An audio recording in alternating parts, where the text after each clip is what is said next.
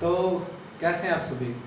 मैं शुभम शर्मा आज आपके लिए लेके आया हूँ स्पेक्ट्रोस्कोपी का अगला लेक्चर।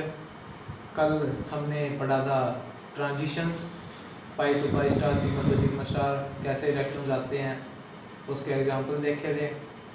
और बैथोक्रोमिक शिफ्ट, हिप्सोक्रोमिक शिफ्ट देखी थी हमने। आज हम पढ़ेंगे क्रोमोफोर, ऑक्सोक्रोम, और आज हमारा ख़त्म हो जाएगा यूवी विजिबल स्पेक्ट्रोस्कोपी। और कल से हम स्टार्ट करेंगे इंफ्रारेड स्पेक्ट्रोस्कोपी, आईआर स्पेक्ट्रोस्कोपी। ठीक है, तो क्रोमोफोर क्या होते हैं? क्रोमोफोर ऐसे फंक्शनल ग्रुप जो इलेक्ट्रॉनिक ट्रांजिशन तो दिखाते हैं, लेकिन इलेक्ट्रॉनिक ट्रांजिशन दिखाते हैं पर ये नहीं पता होता कि वो कलर इम्पार्ट कर रहे हैं नहीं कर रहे।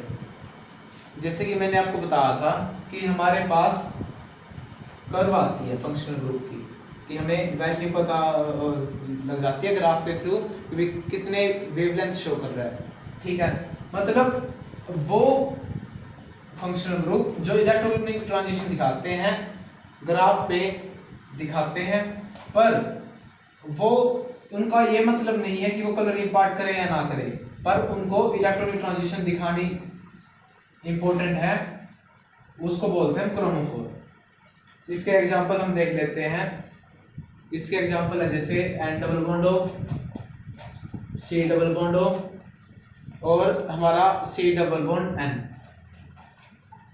ठीक, ये हमारे एग्जांपल है क्रोमोफोर के। सीधा सा एक मतलब याद रखना इसका कि भाई इससे मतलब नहीं है वो कलर दिखा रहे हैं या नहीं दिखा रहे, सिर्फ इतना याद रखो कि इनको इलेक्ट्रॉनिक ट्रांजिशन दिखा रहे हैं वो होते हैं हमारे क्रोमोफोर। ठीक है, अब ऑक्सोक्रोम क्या होते हैं? ऑक्सोक्रोम वो फंक्शनल ग्रुप होते हैं जो क्रोमोफोर के साथ अटैच होके, मतलब अगर हम उनको क्रोमोफोर के साथ ज्वाइन करा देंगे, लिंक करा देंगे, तो हमारी जो एब्जॉर्प्शन मैक्सिमा, जो हमारा मैक्सिमम हमें वेवलेंथ का ग्राफ पे मिल रहा था प्लॉट, वो लॉन्गर वेवलेंथ की तरफ शिफ्ट हो जाएगा। और लॉन्गर वेवलेंथ की तरफ शिफ्ट होता है तो उसको क्या बोलते हैं हम? Bathochromic shift. हमने कल पढ़ा था। ठीक है, तो ये किसका एग्जांपल है? बैथोक्रोमिक शिफ्ट का। बैथोक्रोमिक शिफ्ट का एग्जांपल हमारा, जिसे हम रेड शिफ्ट भी बोलते हैं। अब इसके एग्जांपल देख लेते हैं ये काम कैसे करता है। जैसे अगर हम बात करें इसके बारे में,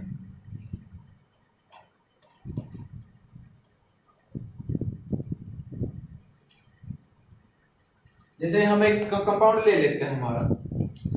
हमारा कंपाउंड है C2H5O। ठीक है, और इसको हम ज्वाइन करवा देते हैं क्रोमोफोर के साथ। ये हमारा ऑक्सोक्रोमिक कंपाउंड है, इसको हम क्रोमोफोर के साथ ज्वाइन करवा देते हैं, जो कि हमारा कंपाउंड ले लेते हैं हम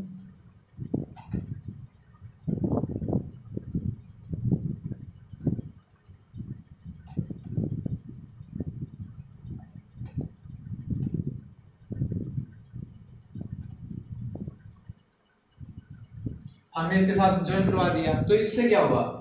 इससे ये हुआ कि जो ऑक्सीजन पे लोन पेयर थे वो कॉन्जुगेशन के अंदर चले जाएंगे बेंजीन रिंग के साथ, और बेंजीन रिंग के साथ जाएंगे तो स्टेबल हो जाएंगे, जिसकी वजह से जो इंटेंसिटी होगी वो हमारी इंक्रीज हो जाएगी, और एनर्जी के अंदर हमारा जो गैप होता है एनर्जी का वो कम हो जाएगा, एंथैल्पी चेंज। और अगर एंथैल्पी चेंज कम हुआ, अगर एनर्जी कम हुई, तो हमारी वेवलेंथ इंक्रीज हो जाएगी। कॉन्जुगेशन में जाने से इसका सिंपल फंडा ये है कि अगर हम ऑक्सोक्रोम को क्रोमोफोर के साथ लिंक करा देते हैं ग्रुप्स को, तो कॉन्जुगेशन होने की वजह से उनका जो एनर्जी होती है वो कम हो जाती है और वेवलेंथ ज्यादा हो जाती है, क्योंकि हम जानते हैं एनर्जी हमारी इनवर्सली प्रोपोर्शनल होती है लैम्डा के वेवलेंथ के, जिसकी वजह से हमारी जो वेवलेंथ है वो इंक्रीज हो जाएगी और एनर्जी जो है वो कम हो जाएगी। ठीक, अब इसके देख लेते हैं ऑक्सोक्रोम के कुछ एग्जांपल। ऑक्सोक्रोम का एग्जांपल एक तो ये खुद हो गया O2C2H5, और एक हमारा एग्जांपल हो जाएगा इसमें OH, OR और NH2। ठीक है। तो इसके बाद हम पढ़ेंगे कि भाई कॉन्जुगेशन कैसे इफेक्ट डालती है, कैसे क्या करती है। तो अब हम देखते हैं कि कॉन्जुगेशन का कैसे इफेक्ट पड़ता है। ठीक है, जैसे कि अभी मैंने बताया था कि कॉन्जुगेशन होने की वजह से जो एनर्जी है वो कम हो जाएगी और वेवलेंथ ज़्यादा हो जाएगी। अगर हम बात करें इस कंपाउंड की सी डबल बॉन्ड सी की, तो इसमें कौन सी होगी, पाई टू पाई स्टार ट्रांजिशन होगी, पाई टू पाई स्टार ट्रांजिशन होगी। ठीक है, जैसे हम देख लेते हैं यहाँ पे होमो ल्यूमो ट्रांजिशन, ये हमारी बॉन्डिंग वाली और ऊपर वाली हमारी एंटी बॉन्डिंग, एंटी बॉन्डिंग। ठीक है, ये हमारी पाई वाली है, ये पाई स्टार वाली है। ठीक है, अब क्या होता है जब इलेक्ट्रॉन जंप करके जाता है, ठीक है, कुछ चेंज आएगा एनर्जी का, इवन माइनस ई नॉट, कुछ एंथैल्पी चेंज आएगा। लेकिन यहाँ पर क्या था हमारा सी डबल बॉन्ड सी।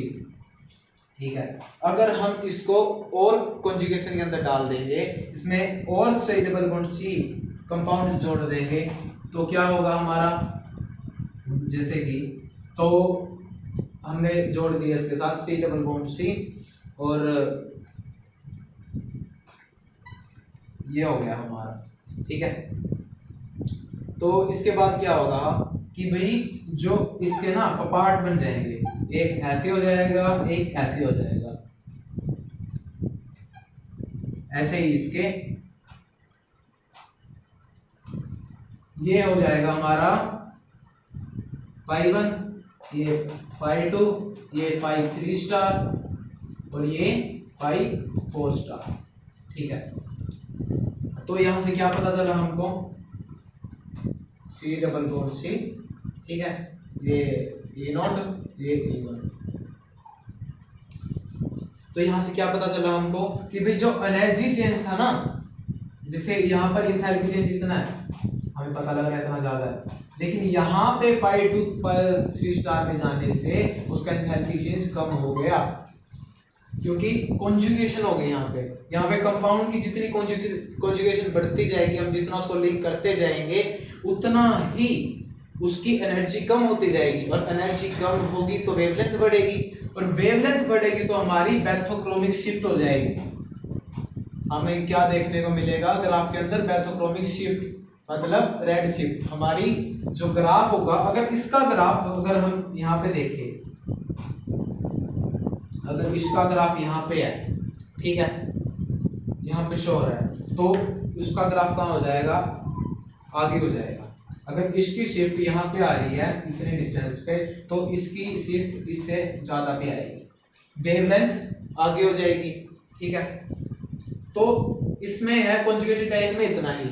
अब हम देखते हैं कि भाई कुछ नाम है, हेमो एमुलर डाइन्स, हेट्रो एमुलर डाइन्स, वो देखते हैं हम, इंडोसाइक्लिक और एक्सोसाइक्लिक डाइन।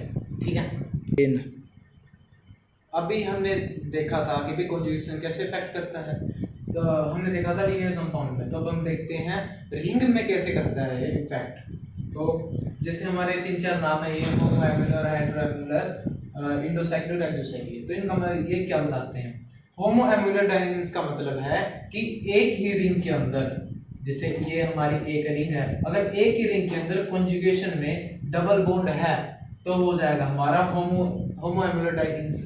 और हेट्रो एमुलर डाइन्स का मतलब क्या है कि भाई नेक्स्ट वाली जो रिंग होगी हमारी, अगर उसके साथ डबल बॉन्ड कॉन्जुगेशन में होगा, जैसे कि ये यहाँ पर है और ये यहाँ पर हमारा डबल बॉन्ड है, ये इसके साथ कॉन्जुगेशन में है, तो इसका क्या इफेक्ट पड़ता है, होमो एमुलर डाइन्स की जो हमारी वेवलेंथ निकल कर आती है वो होती है हमारी 263 नैनोमीटर। ठीक, और इसकी होती है हमारी 234 नैनोमीटर। तो इसका क्या मतलब हुआ, अगर हम ऑक्सोक्रोम को इसके साथ कॉन्जुगेशन में लगाएंगे तो जो हमारी वेवलेंथ होगी वो इंक्रीज हो जाएगी ज्यादा इसके कंपैरिजन में। अगर हम होमो एमुलर डाइन्स को ऑक्सोक्रोम के साथ कॉन्जुगेशन में लेके जाएंगे, कॉन्जुगेशन में लगाएंगे उसको, ठीक है, तो उसकी वेवलेंथ में ज्यादा फर्क आएगा इन द कंपैरिजन ऑफ हेटेरोएंगुलर डाइइन्स में, क्योंकि इसकी वेवलेंथ पहले से ही कम है और इसकी वेवलेंथ ज्यादा है। ये हो गया होमोएंगुलर डाइइन्स। अब इंडोसाइक्लिक और एक्सोसाइक्लिक क्या है? तो इंडोसाइक्लिक होती है रिंग के अंदर, कि भाई रिंग के अंदर जैसे मैं बात करूं, अगर ये मेरी दो रिंग है, अगर रिंग के अंदर ही जैसे ये यहाँ पर है, यहाँ पे है, कॉन्जुगेशन में जो बॉन्ड होगा, डबल बॉन्ड होगा, प्रेजेंस होगी इसकी, तो होगी इंडोसाइक्लिक, ठीक है। और अगर हमारा रिंग के बाहर, जैसे ये हमारी रिंग होगी, यहाँ पर डबल बॉन्ड है, अगर इसके बाहर सिंपल डबल बॉन्ड है, ना कि रिंग में, अगर बाहर इसके साथ कॉन्जुगेशन में एक दूसरा डबल बॉन्ड है, तो उसका फर्क क्या पड़ता है वेवलेंथ पे? हर एक एक्सोसाइक्लिक बॉन्ड 5 नैनोमीटर तक वेवलेंथ को इंक्रीज कर देता है। अगर इसकी में वेवलेंथ मानो जैसे वैसे मान रहा हूं, अगर 245 नैनोमीटर हम ले और इसकी अगर ले तो इसकी 5 नैनोमीटर इंक्रीज हो जाएगी, 250 नैनोमीटर हो जाएगी, ठीक है। अब जैसे दूसरा कंपाउंड ले लेते हैं हम, इसकी जगह हम ले लेते हैं भाई, ये हमने बना दिया, ठीक,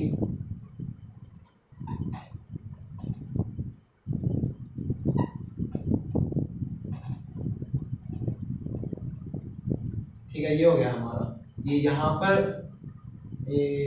पर डबल बॉन्ड है, यहाँ पर है, यहाँ पर डबल बॉन्ड है, ठीक है।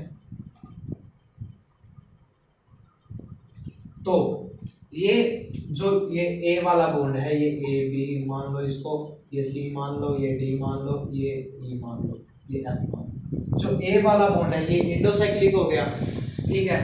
लेकिन अगर हम इस रिंग के, मतलब इस वाली रिंग के बारे में बात करें, इस वाली रिंग के बारे में बात करें, तो इसका स्ट्रक्चर वैसे बना के देख लेते हैं, इसका स्ट्रक्चर क्या होगा।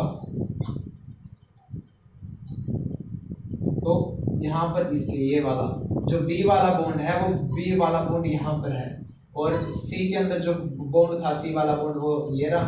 तो ये हमारा हो गया एक्सोसाइक्लिक। मतलब रिंग के अंदर जितने एक्सोसाइक्लिक बॉन्ड ज्यादा होंगे, जैसे कि अगर हम इस बॉन्ड को हटाकर यहाँ पर लगा देते हैं, तो इस रिंग के लिए, बीच वाली रिंग के लिए, ये वाला बॉन्ड भी एक्सोसाइक्लिक हो जाएगा, एक्सोसाइक्लिक बॉन्ड हो जाएगा। तो जितने ज्यादा एक्सोसाइक्लिक बॉन्ड होंगे एक रिंग के अंदर, उतनी ज्यादा हर एक एक्सोसाइक्लिक बॉन्ड 5 नैनोमीटर तक वेवलेंथ को इंक्रीज कर देता है। अगर हमें बेंथोक्रोमिक शिफ्ट चाहिए तो हम कॉन्जुगेशन में एक्सोसाइक्लिक को यूज करेंगे, ठीक है। तो अगला हमारा आता है हाइपरक्रोमिक और हाइपोक्रोमिक इफेक्ट। जैसे कि हमने पढ़ा था बेंथोक्रोमिक शिफ्ट, हिप्सोक्रोमिक शिफ्ट पढ़ा था, ऐसे ही हमारा हाइपरक्रोमिक और हाइपोक्रोमिक इफेक्ट है। वो था हमारा वेवलेंथ के अंदर चेंज, और ये हमारा इंटेंसिटी के अंदर चेंज। अगर इंटेंसिटी ज्यादा हो जाएगी, ठीक है, तो वो हो जाएगा हाइपरक्रोमिक, और हाइपोक्रोमिक हो जाएगा जब इंटेंसिटी कम हो जाएगी, एब्जॉर्प्शन जो है इंटेंसिटी का वो कम हो जाएगा। जैसे कि मैं ग्राफ के वे में बात करूं,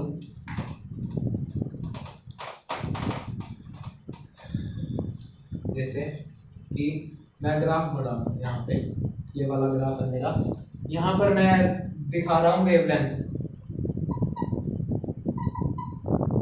ठीक है, ये यहाँ पर हमारी इंटेंसिटी, जैसे कि मैंने पहले भी बता रखा है कि हमारी पीक आएगी ग्राफ के टाइप में, जब हम उसको एनालाइज करेंगे ऑर्गेनिक कंपाउंड को। तो अगर सिंपल ग्राफ से याद रख लो इसको, कि वेवलेंथ अगर इंक्रीज होगी, इस साइड जाएगी, तो हो जाएगी हमारी बेंथोक्रोमिक शिफ्ट, जिसको हम क्या बोलते हैं, रेड शिफ्ट, बेंथोक्रोमिक शिफ्ट।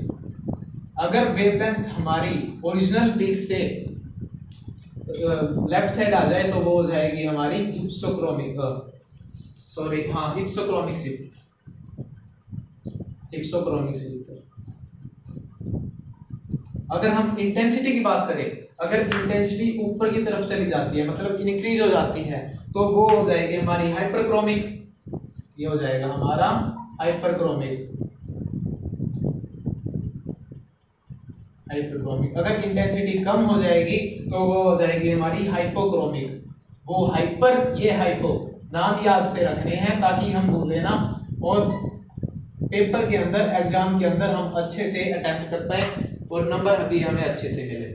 ठीक है, तो ये ग्राफ याद रख लो बस कि अगर हम राइट साइड ओरिजिनल पीक उसकी मूव करेगी तो पैथोक्रोमिक शिफ्ट, लेफ्ट साइड मूव करेगी तो हिप्सोक्रोमिक शिफ्ट, और अगर कोई इंटेंसिटी का चेंज आता है, इंटेंसिटी ऊपर की तरफ चली जाती है तो वो हो जाएगी हमारी हाइपरक्रोमिक, और नीचे की तरफ आ जाती है तो वो हो जाएगा हमारा हाइपोक्रोमिक। ये जो शिफ्ट है, ये जो पीक हमें मिलती है, ये पहले से रिकॉर्डेड होती है, जिससे हम देख पाते हैं कंपेयर करके कि भाई क्या चेंज हो रहा है हमारा कंपाउंड के अंदर।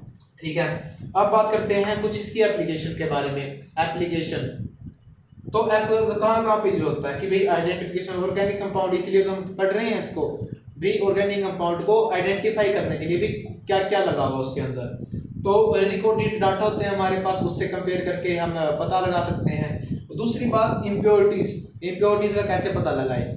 रिकॉर्डेड पीक तो होती है हमारे पास, रिकॉर्डेड पीक से जितना ज्यादा आएगा या फिर जितना कम आएगा हमारा ग्राफ पे पीक आएगी, उसको कंपेयर करके हम इम्प्योरिटी का भी पता लगा सकते हैं। ठीक है, और दूसरी बात हम करते हैं इसमें सिस ट्रांस हाइड्रोजन एटम्स की। तो वो क्या करते हैं, जो सिस ट्रांस हाइड्रोजन एटम्स है वो लैम्डा की वैल्यू को चेंज कर देते हैं, या तो ज्यादा कर देंगे या कम कर देंगे वेवलेंथ की वैल्यू को। तो उसको हम रिकॉर्डेड डाटा से कंपेयर करके कि भी वेवलेंथ ज्यादा हो रही है कम हो रही है, हम बता सकते हैं कि सिस ट्रांस हाइड्रोजन है या नहीं। और दूसरी बात है एक्सटेंशन ऑफ कॉन्जुगेशन। तो कॉन्जुगेशन पे मैंने बता दिया क्या इफेक्ट डालती है। कॉन्जुगेशन हमारी वेवलेंथ को इंक्रीज कर देती है। ठीक है, अगर हमें ये पता लगाना है कि कंपाउंड के अंदर कॉन्जुगेशन है या नहीं है, तो हम रिकॉर्डेड डाटा से उसको एनालाइज कर लेंगे और हमें पता लग जाएगा कि भाई जो वेवलेंथ है वो चेंज हो रही है या नहीं हो रही। अब यहाँ पर हमारा खत्म होता है यूवी विजिबल स्पेक्ट्रोस्कोपी। कल हम पढ़ेंगे आईआर स्पेक्ट्रोस्कोपी। ठीक है, अगर कुछ ना समझ आए तो कमेंट बॉक्स में कमेंट कर देना। आज के लिए इतना ही। थैंक यू, लाइक कर दो, सब्सक्राइब कर दो। Be happy always.